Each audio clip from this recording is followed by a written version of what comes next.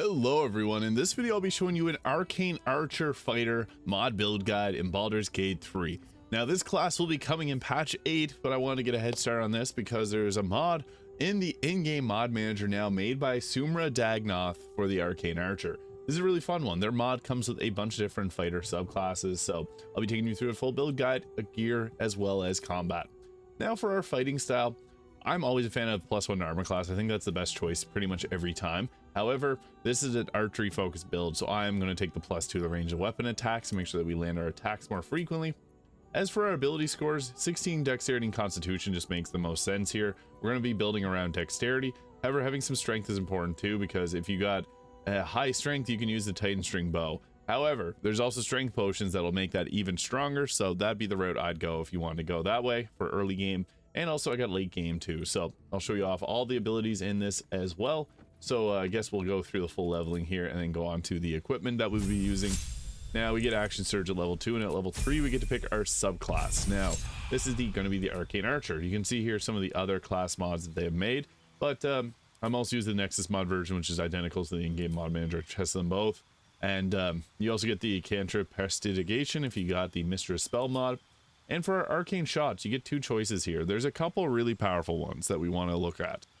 Two of the strongest ones being Piercing Arrow, which will hit all enemies in a 9-meter line, doing weapon damage plus a 1d6 of piercing, and also the Shadow Arrow, which does weapon damage plus 2d6 of psychic, and it makes it so that they must succeed a wisdom saving throw or be unable to see further than 1.5 meters away from them. So these can be really effective. Also, the Enfeebling Arrow can be nice to make them drop their weapon, or weapon damage will be halved by this, so you'll be a little bit more defensive against them. Banishing Arrow can banish the target, which is fine and dandy, but I do think that some of the other choices here are a bit more effective. Grasping Arrow can cause them to stick in place and will take damage if they move, so the 2d6 poison, and take 2d6 slashing if they move from that position. I think that the Shadow Arrow and the Piercing Arrow are the two strongest here. We get to choose a proficiency, so Nature or Arcana here, depending on what you want to get extra ability scores or extra points into. And at level 4 we get ourselves a feat, so I think the best choice here is to go ability score improvement and put points into dexterity. Higher dexterity, higher attack rolls, higher armor class, all that. And we get the extra attack at level 5 here, which is a big power spike, so expect to do a lot more damage here. And at level 6 we get another feat, which I think, again, ability score increase dexterity is the best choice. Now at level 7 we get ourselves in magic arrows. You get the ability to infuse arrows with magic whenever you fire a non-magical arrow from a short bow or a long bow. You can make it magical for the purposes of overcoming resistance and immunity to non-magical damage. And a pretty nice effect here with curving shots, so if you miss an attack you can use a bonus action to re-roll the attack and make it hit another target within 18 meters. So that's pretty cool. We also get another arcane shot. I think Seeking Arrow is pretty nice too, because this will deal additional 1d6 force, but it makes its way to finding a target, so that can be pretty fun as well. As Magic Missile is nice for hitting targets that you may not normally be able to hit. And for our feat here, I think that Sharpshooter has a lot of benefit because this will give us a +10 to attack and -5 to attack rolls, and we don't get the penalty from low ground. This can be really effective for just overall increasing our damage output. I think that this is good, but you can miss your shots with this, so just be mindful of that. You can also toggle it off if you find. Now we also get Indomitable here as a normal fighter. When you fail a saving throw, you can re-roll that again. At level 10 we get another arcane shot here. With any one of these choices is pretty good. Bursting Arrow will hit in a large area around the target, a 3-meter radius, doing additional force damage. The Healing Arrow here will make it so that they are charmed until the end of their next, or till the next turn. And Banished Arrow can be nice. Enfeebling can be nice for making the enemy weaker, so you're going to have a bit more defense. And Grasping Arrow is just good for the extra damage that you'll apply, although Poison is most commonly resisted. Level 11, big power spike again for the fighter, getting that 3rd extra attack. And for the final level, there's a few ways we could go about this. We could add in the War Cleric, so the Cleric will give us 3 bonus action attacks to further enhance our abilities to attack 4 times per turn. However, we can also go with something like the Alert feat here, if we stick with the fighter, getting a +5 to initiative. If you want to really go crossbow, you can go this route, and you can use the ballast armor to get up close and attack with crossbows. I would recommend that fully. However, alert for the +5 to initiative is really nice. But if you really want, I will show what the cleric looks like. So if we go here, you can take what are these. Getting guidance can be nice because we don't have any other concentrations, so we can go with that. And then for our subclass, we're going to be going with the War Cleric, as this will add the extra attacks that we get 3 charges of War Priest charges. And we also get to prepare a couple spells here, so even having create water can be nice to set up your other teammates, or even healing word. We don't have a high spell save DC, so something like bless can be nice. Bless and create or destroy water. If you need healing word for that bonus action heal, you can go that route too. We also have another bonus action heal, so there's a couple choices you got. Let's go with that there, just to show off that extra attack, because it just depends if you want that or not. Now, what this will look like in terms of gear, so I got obviously serious gear here, where it's not really what you'd want to be wearing. So what we're going to be putting on is probably the best choice is the armor of agility, since we have a high armor class. And if we go with a shield, this puts our AC to 28, which is really nice. Helldesk gloves for additional fire damage on our attacks. Evasive shoes, cloak protection, and the ring of protection for extra armor class. However, Deathstalker mantle if you're the Dark Urge. Turning invisible can be really nice on this, so we can go that route too. For bow, I'm using the Gaunter Mail here because this gives us Celestial Haste, which is really nice, and applies Guiding Bolt on attacks. It's just the best longbow that we got. But if you got the Titan String bow, that is also really nice. You can add additional damage equal to your strength modifier to your attacks, and if you got a strength potion, that'll set your strength to a very high number of 27, giving a +8 to your damage. So that can be really good too. It's really up to you which bow you want to go with. Late game, this Gaunter Mail is good, but early game, going with the Titan String bow is your best choice. So that's what I would recommend. Also went with the Killer Sweetheart for a free critical and the Amulet of Greater Health, although you can swap this out for something like the Surgeon Subjugation Amulet here to do a little extra damage. And also there's some other ones that make sense, like if you wanted to go with it's like the Healing Word one for extra healing support, or the Baldur Amulet to inflict bleeding, because we're typically going to go attack first. Now, I also use the Fowler Aloof here as our weapon. This is slashing damage. If we wanted to, we could build around the Ballast armor and go with like a piercing damage, like Shard Spear of the Evening, or Shard Spear of the Evening, which gives us the ability to not be blinded, which is really nice. So if we went that route, it does change things around a little bit because we become a really stealthy archer. So using the Ballast armor to get in close too, to apply a bit extra damage. That is another choice. It does drop our armor class down, but increases our overall damage output. Show off what this looks like in terms of combat. And before getting into a combat encounter, it's best to apply our haste here. If not, apply your bless for the plus bonus to your attack rolls, which will help offset the sharpshooter penalty that we have. Now, what we want to be doing, so we got ourselves like the seeking arrow here too. As you can see, it'll seek its way out and find the target. So if someone's like hiding behind a wall, that can be really nice. We also got ourselves the grasping arrow here, which will have its reduced movement speed and cause a little bit extra damage. So we can start off just by hitting with one of these to a target there, and it grasped them, but took them out with all the extra damage riders that we put onto it. Just a little heads up here, you only get 2 of the arcane shots per short rest, but that is not really a huge deal because you're going to short rest often.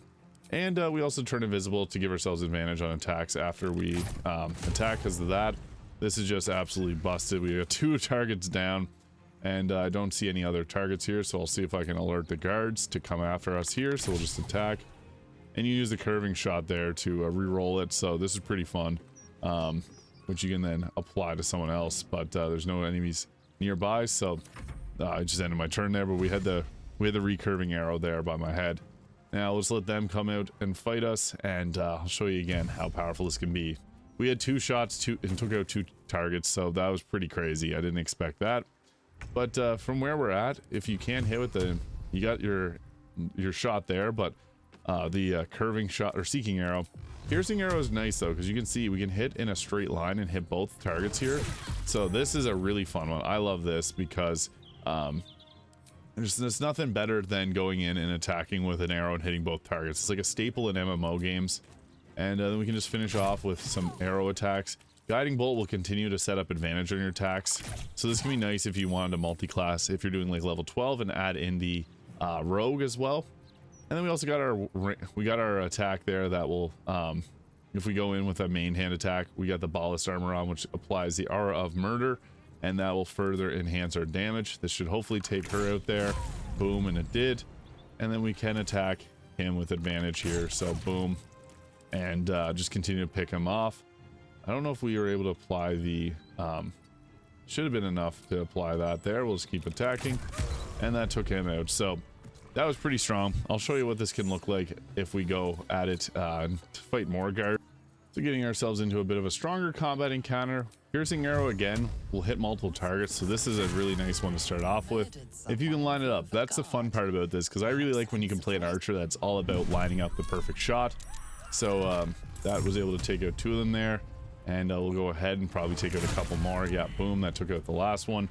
But yeah, we didn't even use action surge last time, so you do got your arrows. My game's a little bit glitched and had some issues with using the arrows. As you can see, it won't let me use them.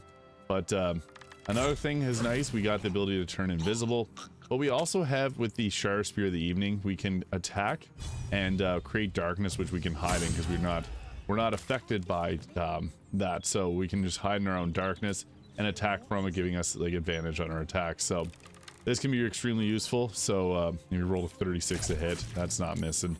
And we also got ourselves action surge to further enhance our capabilities in combat, so we can just keep blasting people near us.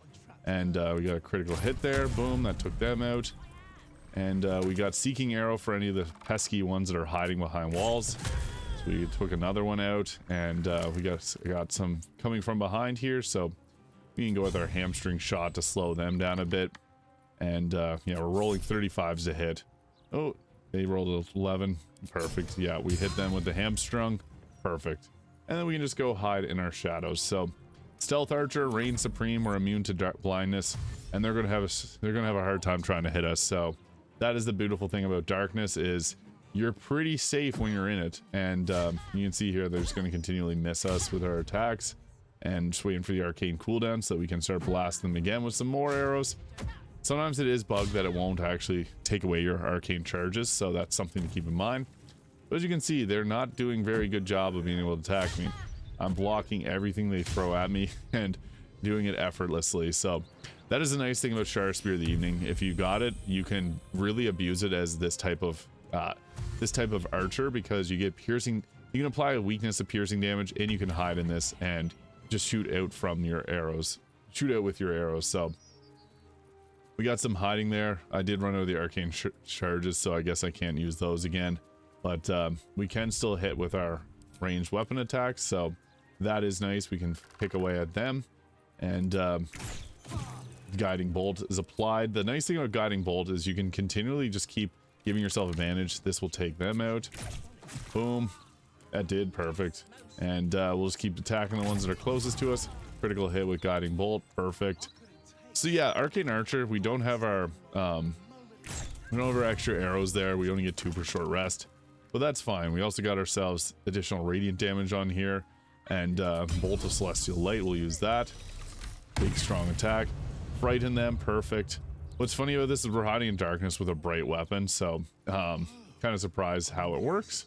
But yeah, we'll just keep attacking away here. Having haste is a huge asset, and you can see there we're able to just continually zap them away. So they're going to continue to try and attack, and we'll probably just get another no hit here. So they're just going to heal their wounds because they're afraid of me. They're cowards, and they're frightened because they're cowards. So I guess next is to take them out because they applied. They're frightened, so I guess they're less of a priority. But you can see here we just go ahead with our arrow attacks, and we can just take everybody out while hiding in darkness. So we'll have advantage on all these attacks, which is really nice. There's a few different ways to get the ability to see in darkness too, but yeah, that is literally how easy it can be. Just hide in your darkness. The Arcane Archer is very powerful. So yeah, getting that magical darkness and hiding in it with the Shar Spear of the Evening, really useful. If you don't have that, you can use other methods. Like if you take a dip into the Warlock, you can go that route, but you lose the 3 attacks. But as you can see, very strong, doesn't really need a whole lot of support. But that is the Arcane Archer in Baldur's Gate 3. Let me know your thoughts in the comments below, and have yourself a great day. Hit the subscribe button below if you haven't already. Shout out to Sumradagnoth for this mod, and we'll see it soon in patch 8. Have a great day.